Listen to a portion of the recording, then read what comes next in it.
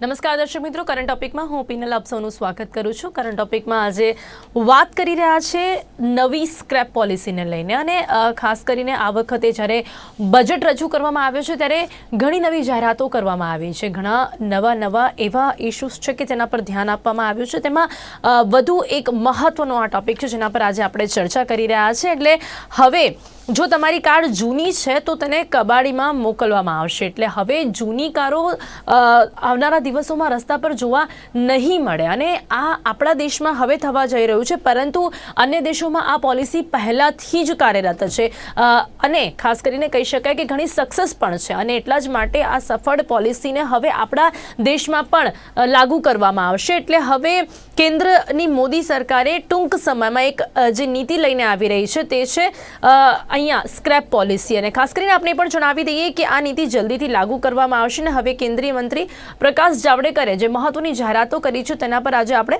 વાત કરીશું અને ખાસ કરીને તેમણે કહ્યું છે કે વાહનોની સ્ક્રેપ પોલિસી માટેની દરખાસ્ત પણ તૈયાર કરવામાં આવી રહી છે અને તમામ સંબંધિત પક્ષોએ આ અંગે પોતાનો અભિપ્રાય પણ આપી દીધો છે અને ખાસ કરીને કહી શકાય છે કે આ જે પોલિસી છે જો લાગુ કરવામાં આવશે તો ઘણા ફાયદાઓ આનાથી થઈ શકે છે, કારણ કે રસ્તા ઉપર જે તે જૂના વાહનો ચાલતા હોય છે, કાર હોય, બસ હોય કે ટ્રક હોય, પણ એ જૂના વાહનો ઘણું કહી શકાય છે કે પર્યાવરણ માટે ઘણા નુકસાનરૂપ સાબિત થતા હોય છે, કારણ કે જેટલા વાહનો જૂના હોય છે એ વાહનો એટલું વધારે પોલ્યુશન ફેલાતા હોય છે અને પોલ્યુશન એ આપણા દેશની કોઈક મોટી સમસ્યા છે। તો ક્યાંક ને ક્યાંક એનો નાશ કરવા માટે તે ઉપરાંત પણ કહી શકીએ કે બીજા પણ અન્ય ફાયદાઓ આમાં થશે। જો જે જૂના વ્હીકલ છે તેનો નાશ કરવામાં આવશે, એનામાંથી જે સામગ્રી મળશે તેનો ફરી એક વખત ઉપયોગ કરવા માટે એટલે રીસાયકલ બિન એનો જે કન્સેપ્ટ છે એ અહીંયા લાગુ કરવામાં આવશે। પણ કઈ રીતે થશે એ બધાની તૈયારીઓ પણ અહીંયા કરવામાં આવશે। જોકે તે માટેની જે તૈયારીઓ છે તેની શરૂઆત કરવામાં આવી રહી છે તેવું પણ અહીંયા પ્રકાશ જાવડેકરે કહ્યું છે ને ખાસ કરીને વાહનોની જે સ્ક્રેપ પોલિસી છે તે માટે પણ આજે વાત કરવાની છે। બંદરોની નજીક રિસાયકલિંગ કેન્દ્રો બનાવી શકાય છે તેવી પણ જાહેરાત અહીંયા કરવામાં આવી છે। હવે આ પોલિસી શું છે અને સાથે સાથે અત્યારે આ પોલિસી વગર શું થાય છે જ્યારે જૂની કારો રસ્તા પર ચાલી રહી છે ત્યારે, અને એની સાથે સાથે આ પોલિસી આવી જશે તો કઈ રીતે લાગુ કરવામાં આવશે, એનાથી શું ફાયદાઓ થશે તેના પર આજે આપણે વાત કરી રહ્યા છે। જેની માટે મારી સાથે જોડાઈ ગયા છે સૈશવ વોરા અને તેમની સાથે મારી સાથે જોડાયા છે દેવાંગ છાયા। આ બંનેનું સ્વાગત છે કરંટ ટોપિકમાં। નમસ્કાર સૈશવભાઈ, સૌથી પહેલા વાત કરીએ આ પોલિસીને લઈને। અત્યારે સ્ક્રેપ પોલિસી વિશે જ્યારે વિચારણા ચાલી રહી છે અને કહી શકાય છે કે ટૂંક સમયમાં લાગુ કરવામાં પણ આવી શકે છે, કારણ કે વાહનોની આ સ્ક્રેપ પોલિસી માટેની દરખાસ્ત પણ તૈયાર કરી દેવામાં આવી છે જેવું પ્રકાશ જાવડેકરે કહ્યું છે। આ સૌથી પહેલા આ નિર્ણયને કઈ રીતે જોઈ રહ્યા છો? બહુ આવકારદાયક નિર્ણય છે।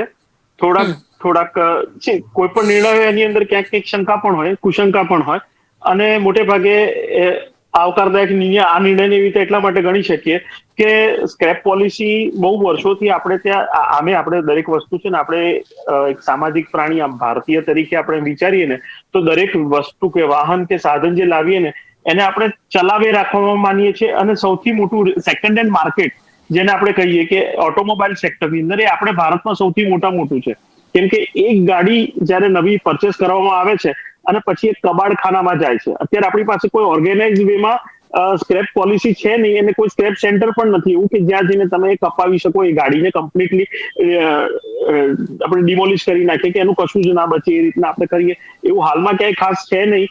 કબાડખાને આપણે જઈએ અને ત્યાં જઈને કપાવીને આપણે એના આરટીઓમાં જાણ કરી દઈએ અને એ બધી વાત તો ત્યાં પૂરી થઈ જાય છે, એનું એક સર્ટિફિકેટ નાનકડું લઈ લેવાનું છે।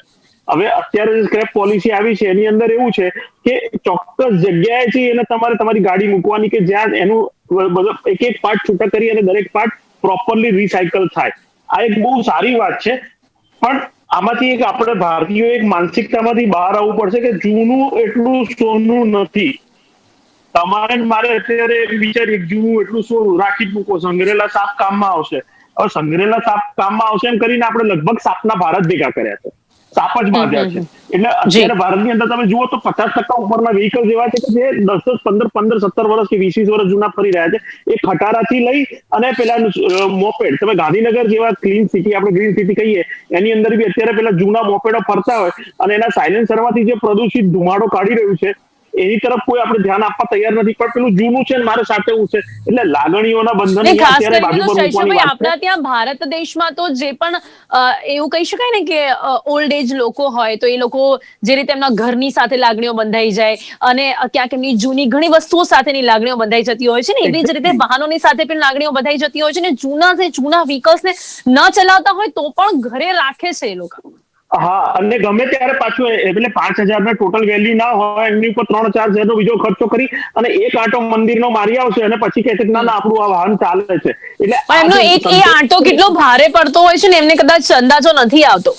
એમને અંદાજ જ છે, પણ છતાં એક ઇમોશનલ વેલ્યુ એટલી બધી મૂકી રાખવામાં આવે છે, એટલે આ હમ ઇમોશનલ વેલ્યુ કે બાજુ પર મૂકી અને હવે 15 વર્ષથી જૂના વ્હીકલ છે એને સ્ક્રેપ કરો, ટોટલ સ્ક્રેપમાં લઈ જાઓ અને પ્રોપરલી એને સ્ક્રેપ કરવાની વાત છે. એટલે I agree with this policy અને આપણે ક્યાંક બદલાવવું પડશે ને બદલાવાનો આ સમય ચાલી રહ્યો છે તો અહીંયા બદલાવવું જરૂરી છે. જી દેવાંગ ભાઈ પણ આપણી સાથે જોડાયા છે. દેવાંગભાઈ, આપનું શું માનવું છે આ નિર્ણય જે લેવામાં આવ્યો છે, સ્ક્રેપ પોલિસીની જાહેરાત કરવામાં આવી છે ને, એક રીતે હું એ પણ કહીશ કે આપણે આ વાત તો કરી રહ્યા છીએ કે આ નિર્ણય ખૂબ આવકારદાયક છે, પણ આપણે નથી લાગતું કે ઇટ્સ ટુ લેટ, એટલે હવે આપણે આ નિર્ણય લઈએ છીએ, કદાચ આની જરૂરિયાત પહેલાથી હતી? શિશુભાઈ જ્યારે વાત કરતા હતા ત્યારે હું આંકડા ઉપર નજર કરતો હતો. અત્યારે રજીસ્ટર થયેલા 51 લાખ એવા વ્હીકલ છે કે જે 20 વર્ષ જૂના છે, હાજી. જે રજીસ્ટર થયા છે, અને એની ઉપર 17 લાખ એવા કોમર્શિયલ વ્હીકલ છે, નાનકડા છકડા 3 પૈડાના 4 પૈડાના, એનાથી મોટા ટ્રક્સ છે, એ છે, એટલે જે 15 વર્ષથી ઉપર ઉંમરના છે. હવે તમે સીધી ગણતરી માંડો, આ 70-80 લાખ રજીસ્ટર થયેલા છે, અનરજીસ્ટર તો બધા કેટલા હશે કે જે લાયસન્સ રિન્યુ નહીં થયું હોય, આરટીઓમાં રિન્યુ નહીં થયું હોય, નાના મોટા ધંધામાં વપરાતા હશે. એ બધા વાહનોને તમે આવતા 5 વર્ષની અંદર એક સાથે ખતમ કરી નાખશો તો રોડ ઉપર એક અવકાશ તો સર્જાઈ જ જશે અચાનક. તમે એ વાત સ્વીકારો કે ભાઈ આ જૂના વાહનોથી પ્રદૂષણને નુકસાન થાય છે, વાતાવરણને નુકસાન થાય છે, રોડ ઉપર ટ્રાફિક પણ એટલો બધો આનાથી સર્જાય છે. પણ ધારો કે તમે 70-80 લાખ વાહનો એક ઝાટકે તમે સ્ક્રેપમાં મોકલી દેશો તો પછી શું થશે એ મને ખ્યાલ નથી કે આ પોલિસીમાં એ લોકોએ પછી એમ સ્પષ્ટતા કરી છે કે આ લોકોને એવી લોન આપવામાં આવશે, પૈસાની સગવડ આપવામાં આવશે કે શું થશે. ધારો કે સામાન્ય જણ છે, મેં 3 વર્ષ પહેલા એક મારી કાર વેચી જે 17-18 વર્ષ જૂની હતી, બરોબર છે. હવે એ જે લેનારે લીધી એ પોતે હજી પણ વાપરે છે, 4 વર્ષથી વાપરે છે, તો એને શું કરવું પડશે કે એને એ કાર આ નવી પોલિસી હેઠળ કાઢી નાખવી પડશે. જી. તો પ્રશ્ન એ થાય કે એ શું કરશે? શું એની તાકાત છે બીજી કોઈ નવી કાર લેવાની, કે લોન લઈ શકશે, કે શું કરશે? આપણે નહીં, પણ ત્યાં એની માટેની પોલિસી હશે ને દેવંગભાઈ? હવે જો નવી કાર, જે જૂની કાર છે સ્ક્રેપમાં જશે તો એની માટેની પણ પોલિસી હશે કે એ સ્ક્રેપનું એને જે કંઈ પણ થતું હશે એ એને રિટર્ન કરવામાં આવશે. હા, નહીં, હું એ મુદ્દો એ જ છે, હું કહું છું કે આ પોલિસી આપણે આખી પૂરેપૂરી જોઈ પડે, કારણ કે પોલિસીનો જે બીજો ભાગ છે કે બાકીનાને મેં મારી કાર આપી દીધી કે કોઈએ પોતાનો ટ્રક આપી દીધો, નાનો છકડો હતો એ આપી દીધો, તો એનું પછી શું? એનું જીવન કેમ ચાલશે? ભરણ પોષણ એનું કેમ થશે? કે પોતાના ઘર માટે એને કાર લેવી હોય એ શું કરશે? આ એક પ્રશ્ન પણ છે, આમાં બહુ મોટો ઉભો થઈ શકે એમ છે. એટલે દેવાંગભાઈ, આ પ્રશ્ન ચોક્કસપણે ઉભો થાય છે. સૈશોભાઈ, પણ આ પ્રશ્નનો હલ તો કદાચ વિચારીને જ સરકાર આ પોલિસીની જાહેરાત કરશે, કારણ કે એટલે ઘણા આમાં એવા એવું છે, મધ્યમ વર્ગના લોકો હોય છે કે જેમની લાગણીઓની પણ એમાં પૈસા પણ હોય છે, અને બીજા દેશોમાં જ્યારે આ કન્સેપ્ટ ઓલરેડી છે તો ત્યાં પણ એનું કંઈક ના કંઈક સોલ્યુશન તો હશે જ. જે પણ તમે સ્ક્રેપમાં આપશો એનું જે તે રિટર્ન થતું હશે, જે તમે વેચતા હોવ અને તમને મળતું હોય તો એટલું કંઈક એ જે તે વ્યક્તિ છે તેને આપવામાં આવશે જ. પિનલબેન, અહીંયા હું મારે કંઈક કહેવું છે અહીંયા. જી સૈશુભાઈ, આપને જ સવાલ પૂછો. મારે અહીંયા પ્રોબ્લેમ એ જ છે કે આપણે દરેક વસ્તુને અજર અમર માનીએ છીએ. આપણે જૂના જમાનામાં પેલું કહે ને કે કુંડળીમાં ગજ કેસરી યોગ છે, એટલે ગજ કેસરી એટલે વાહન યોગ, એટલે હાથી બી 100 વર્ષ જીવે ને માણસ બી 100 વર્ષ જીવે, એટલે માણસની જોડે હાથી જાય. એટલે હવે આ દેવાંગભાઈ જે વાત કરી ને ગજ એટલે ગાડી, અત્યારે એમ ગણો તો એ ગાડીને તમારે છે ને 100 વર્ષ નથી જીવવાની, તમારે એને 15 વર્ષથી લાઈફ સમજીને જ તમારે ખરીદવાની છે. એટલે આ પોલિસીથી બહુ ક્લિયર થઈ જાય છે કે તમે જીવશો ત્યાં સુધી તમારી ગાડી નથી જીવવાની, 15 વર્ષે તમારે ગાડી કાઢી જ નાખવાની છે. એટલે લેતી વખતે તમને ખબર હશે, કદાચ 15-17 વર્ષ જૂની ગાડી દેવાંગભાઈએ જે વેચી, હવે ગાડી થોડી જે નવી ગાડી હોય એની કિંમતમાં વેચી હશે, લેનારને ખબર હોય છે કે આ કેટલાની છે અને આપણે કેટલા વર્ષ ચલાવવાની છે. અને એક વખત જયારે સરકાર પોતે આયુષ્ય મર્યાદા નક્કી કરતી હોય કે કોઈ પણ ગાડી 20 વર્ષથી વધારે નહીં રોડ ઉપર રહેવી જોઈએ, એટલે લેનાર પણ સમજી વિચારીને રહેશે કે ભાઈ હવે આ 17 વર્ષ જૂની ગાડી લઉં છું, 3 વર્ષ જ ચલાવવાની છે, તો એના પૈસા એ પ્રમાણે આપશે. હવે એક્ઝિસ્ટિંગ અત્યારે કોનું શું કરવું, હવે એનો વિચાર કરીને આપણે સ્ક્રેપ પોલિસી કશું સ્ક્રેપ ના કરીએ અને રોડ ઉપર વાહનો છલકાવા જ દેવાના. નહીં, પણ સૈશોભાઈ, વળતરની બાબત છે. ચોક્કસપણે આ તો યોગ્ય નથી કે આપણે એમને ચલાવવા જ દઈએ, પણ વળતરની બાબત એટલા માટે છે કારણ કે ઘણા એવા લોકો કે જે લોકોની પાસે જૂના વ્હીકલ હોય, હવે એ લોકો નવું ન લઈ શકતા હોય, એટલે અને વધારે એમને જવું પણ ન હોય, એટલે નજીકમાં વાપરવું હોય. ઓલ્ડ એજ એવા ઘણા લોકો હોય છે કે જેમના જૂના વ્હીકલ્સ વાપરતા હોય અને ઘણા નજીકમાં જેમને ક્યાંક જવું પડતું હોય, એટલે એ લોકો રાખી મૂકતા હોય. એટલે હવે જો એમને વેચવું પડે તો એ લોકોની પાસે કંઈક સોલ્યુશન તો એનું હોવું જોઈએ. એનું સોલ્યુશન પબ્લિક ટ્રાન્સપોર્ટ જ છે, બીજું કઈ છે નહીં. એટલે એના માટે અમારા ઘરમાં પણ ઘરડા છે અને ઘરડા વ્હીકલ્સ નીકળતા હતા ને અમારે બંધ કરાવવા પડ્યા અને કેવું પડ્યું કે અમદાવાદની 25,000 રિક્ષાઓ તમારી જ છે, એમાં એક હાથ ઊંચો કરશો તમે એમાં બેસી શકશો. એટલે એ ઇમોશનલ એટેચમેન્ટ દરેક જગ્યાએ તમે લગાડી અને આ રીતે તો સૈશોભાઈ, જો કદાચ આપને બીજા દેશોના વિશે ખ્યાલ હોય તો ત્યાં શું થાય છે? બીજા દેશોમાં જ્યારે આ પોલિસી ઓલરેડી છે, વસ્તુ થાય છે 20 વર્ષે તમારે 20 વર્ષે એક વસ્તુ સમજો, ભારત સિવાય ક્યાંય કોઈ પણ વસ્તુઓ સાથેના ઇમોશનલ એટેચમેન્ટ હોતા નથી. નહીં, વળતરની બાબત જો તમે વ્હીકલ આપો છો, કોઈ વળતર મળતું નથી. ભંગારના 17 વર્ષ જૂની ગાડી ભંગારના ભાવે લીધી, ભંગારના ભાવે જાય, ભંગારના ભાવે લીધેલી વસ્તુના ભંગારના રૂપિયા મળે, એમાં પછી વળતર શેના લેવાના? જી દેવાંગભાઈ, તમે ક્યાં અને જે વસ્તુ તમે 15 વર્ષ પહેલા લીધી છે નવી, એ નવી નક્કોનું 15 વર્ષમાં ડેપ્રિસિએશન 10% નાક કરો તો તમારે 20 વર્ષે ઝીરો થઈ જાય, ઉપરથી તમારા ખાતે વધે રૂપિયા. એટલે આ મુદ્દો બરાબર નથી કે આ મુદ્દા ઉપર આ પોલિસી અટકાવવી જોઈએ નહીં. જી પોલિસી અટકાવવાની વાત જ નથી સૈશોભાઈ. અહીંયા પોલિસીમાં એવી કોઈ જાહેરાતની બાબત છે કે જેથી કરીને જે તે વ્યક્તિ છે એને કંઈક એમાં વળતર મળી શકે. દેવાંગભાઈ, અહીંયા બીજા દેશોમાં પણ એવું કંઈ જ નથી થતું. લાઈક એ લોકો પણ જયારે આ પોતાનું વ્હીકલ 15-20 વર્ષે આપતા હોય છે ત્યારે એમને કોઈ પણ પ્રકારનું વળતર નથી મળતું, અને તો અહીંયા ભારત દેશમાં પણ એવી કોઈ આશા કદાચ આપણે ન રાખી શકીએ. ના, બીજા દેશોમાં શું છે કે પહેલેથી એ લોકોના મશીનો જે છે, કારના અને ટ્રકના કે મશીનો છે ને, એ અપગ્રેડ થઈ ગયા છે. આપણે હવે ભાઈ કે સેકન્ડ 2 ને 3 ને 4 ફેઝના મશીન વાપરવા માંડ્યા છીએ કે એનાથી જૂના મશીન વાળા તમારે વાહનો નહીં વાપરવાના. એવી પોલિસી, એવી જાહેરાત મને લાગે 3 વર્ષ પહેલા જ થઈ છે. એટલે ભારતની સરખામણી એ રીતે સીધી નહીં કરી શકો. વળતર એ પછીનો મુદ્દો તમે ગણો. હું હમણાં વાંચતો હતો કે ઓટોમોબાઈલ એસોસિએશન છે, સરપ્રાઇઝિંગલી એમને પણ આને આવકાર આપ્યું છે. સૌથી વધુ નુકસાન એસોસિએશન જે ડીલર્સ છે એ લોકોને આમાં થવાનું હતું. કદાચ ફાયદો પણ સૌથી વધુ એમને થશે ભવિષ્યમાં જ્યારે લોકો નવી ખરીદી કરશે ત્યારે. જો ઓટોમોબાઈલ ડીલર્સ એસોસિએશન રાજી હોય, એમ કહેતું હોય કે 1990 થી અત્યાર સુધી 1990માં જે બેચ બહાર પડી હશે, જે અત્યારે સ્ક્રેપમાં જવા તૈયાર હશે, 95 સુધી તમે ગણી શકો છો. એટલે જો ડીલર્સ એસોસિએશન તૈયાર હોય, ઇન જનરલ લોકોને કોઈ વાંધો ન હોય, તો આ સ્ક્રેપ પોલિસી સફળ જવાના પૂરેપૂરા ચાન્સીસ છે. પણ પહેલા જે મુદ્દો ઉઠાવ્યો, જેનો જવાબ શેષવભાઈ પણ આપ્યો, કે મારી પાસે એક કાર હતી, મેં કાર કાઢી નાખી, કે મેં મારું બીજું કોઈ વાહન જૂનું કાઢી નાખ્યું, પછી મારી પાસે સગવડ નહીં હોય પણ મારી જરૂરિયાત કારની હશે, તો શું કરું?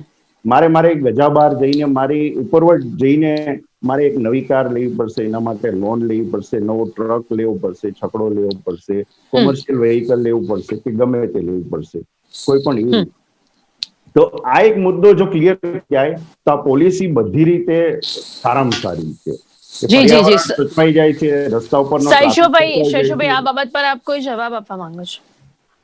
ના, એટલે આમાં તો ગાડી લેતી વખતે એમાં શું છે કે આપણે કહેવત છે કે હાથી લેવો સહેલો છે, સાચવવો અઘરો છે અને ખવડાવવું એનાથી વધારે અઘરું છે. એટલે ગાડી કે કોઈ પણ સાધન તમે લો છો ને એની તમને ત્યારે ખબર જ છે. આમ પણ એવું કોઈ અજરામર કોઈ વ્હીકલ ચાલતા નથી. આપણને ખુદ બધાને દરેકને કોઈ પણ વ્હીકલ લેતી વખતે આપણને ખબર જ હોય છે કે ભાઈ આ કેટલા વર્ષ ચાલવાનું છે ને એનો યુઝેજ કેટલો છે. આજે 95 સાલની આપણે દેવાંગભાઈ વાત કરે છે, તો તો 95ની સાલથી આપણે કોઈ પણ સપોઝ બાઇક લીધું તો બાઇકની એન્જિનની કેટલા કિલોમીટર ચાલશે એની આપણે લાઈફ ખબર જ છે કે ભાઈ 70,000 કે 80,000 કે લાખ ના એટલે કિલોમીટર દેવાંગભાઈ સૈશ્વભાઈ જે કહી રહ્યા છે લેતી વખતે જ આપણે ધ્યાન રાખવું જોઈએ કે અમુક વસ્તુઓનું લેતી આપણને વખતે ખ્યાલ જ ધ્યાન હોવો જોઈએ કે રાખવાનું આપણે છે કે આ વસ્તુ આટલું ક્યાં સુધી ઇન્વેસ્ટ કરી રહ્યા ચાલવાની છે છે. અને આપણથી આપણને આટલું જ મળવાનું છે. એક વસ્તુ એટલે સરકાર એમ સમજો, કે તમારે આ ફેંકવાનું છે એટલે એના પૈસા સરકાર આપે એવું ના હોય. જી એટલે એક દેવાંગભાઈ. વસ્તુ સમજો કે 2021માં આપણે આ ચર્ચા કરીએ કારણ કે 2 દિવસ પહેલા એની જાહેરાત થઈ છે એટલે. પણ મેં કાર 10 વર્ષ પહેલા લીધી, મેં કાર 15 વર્ષ પહેલા લીધી હતી, મારો ટ્રક અંદર ફરે છે, મારા છકડાઓ ફરે છે, બીજા કોમર્શિયલ વાહન ફરે છે. અચાનક એ લોકોને તમે એમ કહો કે ભાઈ આ બધા વાહન તમારે આવતા 1-2 વર્ષમાં કે 5 વર્ષની અંદર સ્ક્રેપમાં મોકલી દેવાના છે. જી જી તો એ નાનો લોકોને ધંધાદારી છે, નાનો આર્થિક રીતે દુકાનવાળો અસર છે, થઈ શકે છે. સૈશ્વભાઈ આર્થિક જેમના રીતે વધારે અસર વ્હીકલ્સ થશે. છે. હા. આર્થિક રીતે તો અસર થવાની જ છે, 100% નાના ધંધાદારી કે મોટા ધંધાદારી અત્યારે જે કઈ ખટારા વ્હીકલ ફરી રહ્યા છે એની સામે ઓપ્શનમાં નવા બનેલા આવેલા છે. BS6 પોલિસી છે, એવરેજ વધારે આવે છે અને એની રીતે ક્યાંક બીજે ક્યાંક એ પૈસા કવર કરી લે છે. કેમ કે જૂનો ખટારો હોય તો 2 ની 3 ની એવરેજ થી ફરે છે, નવો ખટારો આજે તમે લો તો 7 થી 8 ની એવરેજ થી ફરે છે. તો ત્યાં બી એને ફાયદો થવાનો જ છે. અને દરેક નવી વસ્તુ છે, નવી ટેકનોલોજી છે, નવી એટલે એ તમને ક્યાંક આર્થિક રીતે બી ફાયદામંદ તો થતી જ હોય છે. અને એમાં આ ઓપ્શન નથી. નવી વસ્તુ એ નવી જ રહેવાની છે, જૂની જ રહેવાનું છે. નહીં દેવાંગભાઈ એ વાત પણ બી ખાલી છે કે અહીંયા જો નવા વ્હીકલ્સ આવશે તો એ એવરેજ રીતે પણ એ એટલા પૈસા તો કવર થઈ જ જશે. 15-20 વર્ષથી જે વ્હીકલ એવરેજ શું આપતા હશે એમાં ક્યાંક ને ક્યાંક એ લોકોને વધારે પૈસા લાગતા જ હોય છે. બીજી વાત રહી હવે મેઇન કે આવા જે વ્હીકલ્સ છે એ આપણા પર્યાવરણ માટે એન્વાયરમેન્ટ માટે પણ ઘણા નુકસાનકારક હોય છે. પોલ્યુશન કે જે એક બહુ મોટો મુદ્દો છે. કદાચ કહી શકીએ છીએ કે આવા જૂના વ્હીકલ જે 15-20 વર્ષ પછી પણ વ્હીકલ રસ્તાઓ પર ચાલતા હોય છે એમના કારણે જે ધુમાડો થતો હોય છે, એના કારણે જે પ્રદૂષણ ફેલાતું હોય છે એના પર ક્યાંક એક રોક લગાવવામાં આવશે. હવે દેવાંગભાઈ સાવ સાચી વાત છે. આપણે અગાઉ પણ ચર્ચા કરી, જો પર્યાવરણનો મુદ્દો જ આમાં જોવામાં આવે તો 100% યોગ્ય નિર્ણય છે. કારણ કે 10 થી 15 વર્ષ જૂનું વાહન એ પર્યાવરણને ઘણું બધું નુકસાન કરે છે. જૂનું એન્જિન હોય છે, એમાં બીજી જાતની ઘણી બધી તકલીફ હોય છે, ટ્રાફિકનો પણ પ્રોબ્લેમ એ ઊભો કરે છે. જી અને ખાલી પર્યાવરણને તમે જોવા જાઓ તો આ નિર્ણય કદાચ મોડો પણ લીધો છે, જે હમણાં આપણે જી વાત જેમાં શરૂઆતમાં પહેલો સવાલ આપણે હા કર્યો કે હા આ નિર્ણય આમ તો મોડો બહુ હા પહેલા લેવાઈ જવો જોઈએ. યસ 10 વર્ષ પહેલા આ જો નિર્ણય લેવાઈ ગયો હોત તો અત્યારે કદાચ આર્થિક રીતે સદ્ધર થયેલો સમાજ છે એ નવા વાહન પણ લઈ શકેલો હોત. જૂના વાહન એમને ફોગટના ભાવે આપીને કે મફતમાં આપીને, જેને કે આપણે કહીએ છીએ સ્ક્રેપમાં આપીને એ પણ કરી શક્યો હોત તો અત્યારે લગભગ સેટલ થઈ ગયું હોત. એ જૂની એ પોલિસી અને સમાજની પોતાની જે જરૂરિયાત છે વાહનોની, નવા જૂના કોઈ પણ પ્રકારના, એ પણ સેટલ થઈ ગયું હોત.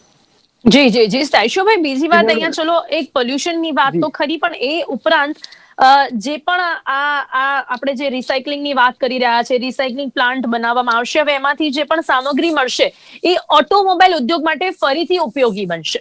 એટલે એ એક બહુ પ્લસ પોઈન્ટ છે સરકાર માટે, જેનાથી કાર, બસો અને ટ્રકના પુનઃ ઉત્પાદન ખર્ચમાં પણ મોટો ઘટાડો થશે.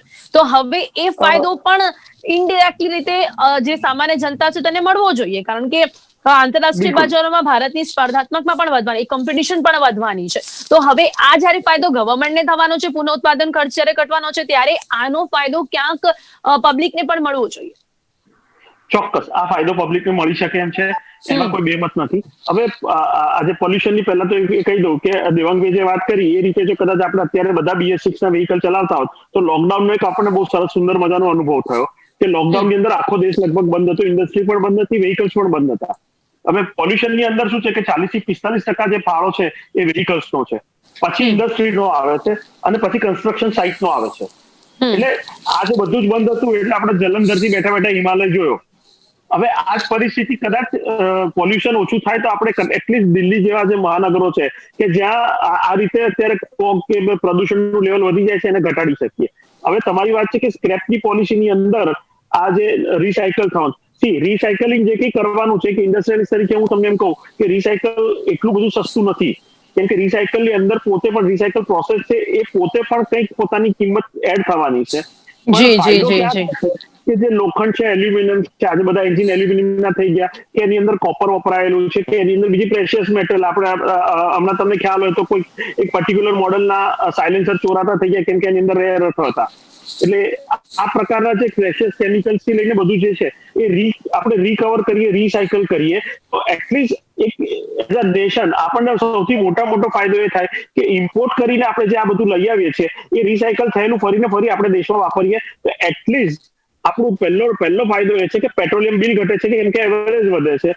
અને બીજો ફાયદો છે કે તમે જે લોઢું છે કે એલ્યુમિનિયમ છે કે જે બધું ઇમ્પોર્ટ કરીને આજે ચાલીએ છીએ અને જીવીએ છીએ, એ ઇમ્પોર્ટનું બિલ આપણે ઘટાડી શકીએ. જી, તો શૈશવભાઈ, આનાથી મોટો ફાયદો છે. પણ આ કરવામાં આપણે કેટલા સક્સેસ થઈ શકીશું? દેશના બંદરોની ઊંડાઈમાં 18 મીટર વધારો કરવાનો નિર્ણય લેવામાં આવ્યો છે. એની સાથે સાથે બંદરોની નજીક જ રિસાયકલિંગ કેન્દ્રો બનાવી શકાય છે, એવી પણ ક્યાંક તૈયારી સરકારની જોવા મળી રહી છે. અને આ કેટલું સફળ થઈ શકશે? અને મોસ્ટ ઇમ્પોર્ટન્ટ છે ક્વેશ્ચન કે બીજા દેશોમાં કે જ્યાં આવા રિસાયકલિંગ સેન્ટર્સ નથી, તો શું એ લોકોને પરમિશન આપવામાં આવશે કે એ લોકો આપણા દેશમાં કરાવી શકાશે? અને જો એવું કંઈક થાય છે તો આપણે આ બધું મેનેજ કરી શકીશું? આ એક ભયસ્થાન છે. બહુ સરસ મુદ્દો છે. આ બહુ મોટો ભયસ્થાન છે. બંદરો 18 મીટર ઊંડા કરો કે તમે બીજા 50 મીટર ઊંડા કરો, અને બંદરો એટલે દરિયા કિનારે આ બધા રિસાયકલ જે સેન્ટર ઉભા કરો, આ બધું બરાબર છે કે રિસાયકલમાં સૌથી વધારે પાણી જોઈતું હોય છે. અને એ પાણી, કોઈ પણ વસ્તુ રિસાયકલ કરવામાં પાણી જોઈતું હોય છે, પાણી વાપરી અને પાછું રિસાયકલ થયેલું પાણી જો દરિયામાં ઠોકી દેવામાં આવે તો આપણે જમીન તો બગાડી જ મૂકી છે, હવે દરિયા બગાડવાના વાળા છે. અચ્છા, હવે જયારે એમ કે છે સરકાર કે બંદરો ઊંડા કરવાને આ રિસાયકલ પોલિસી કે સ્ક્રેપ પોલિસીને કોઈ આમ તો કનેક્શન ના હોવું જોઈએ, પણ અહીંયા એક શંકા એ પ્રેરાય છે કે અત્યારે જૂની ગાડીઓ, જેમ કે ગલ્ફ કન્ટ્રીની અંદર રિસાયકલ થતી નથી ગાડીઓ, એ રિસાયકલ એના સ્ક્રેપના યાર્ડ ભરેલા, આમ નજરો પડે ત્યાં સુધી ભરેલા છે. તો સરકાર જો એ પરમિશન એવી આપી દે કે એ બધી રિસાયકલ થવા ઇન્ડિયા આવી જાય, તો ફરી પાછું આપણે એક વખત આપણું સંપૂર્ણ પર્યાવરણ જોખમમાં આવી જાય. કેમ કે એની અંદર એવું થાય કે આપણે ભંગારવાળો થઈ જઈએ આપણે દેશ મળીને.